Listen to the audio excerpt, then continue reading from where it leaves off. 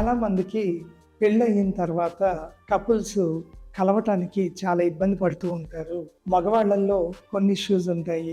ఆడవాళ్ళల్లో కొన్ని ఇష్యూస్ ఉంటాయి. నమస్తే. నేను మీ doctor Sudheer, doctor care homeopathy senior consultant.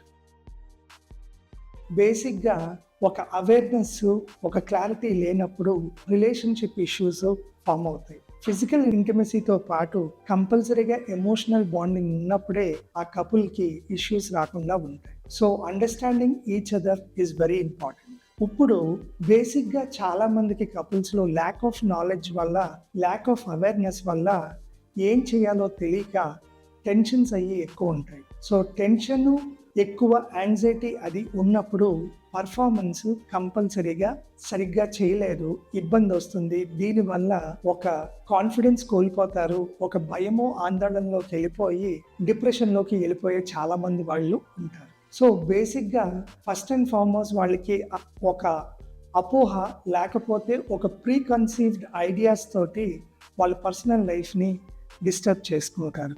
First అన్నిటికంటే పర్ఫార్మెన్స్లో ఉండాలి, ఎరెక్షన్ స్ట్రాంగ్గా ఉండాలి అంటే హార్మోన్స్ అనేవి చాలా ముఖ్యం. హార్మోన్స్తో పాటు మెంటల్ హెల్త్ అన్నది చాలా ముఖ్యం.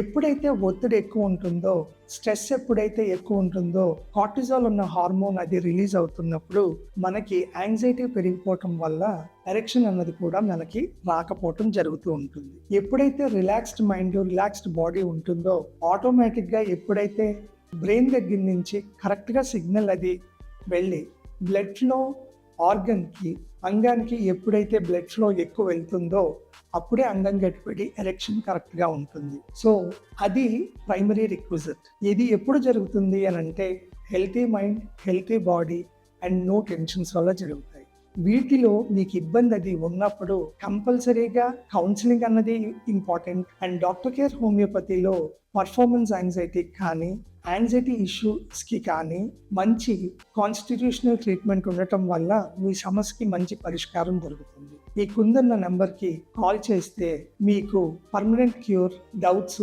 క్లారిఫై కూడా అవుతాయి. నమస్తే.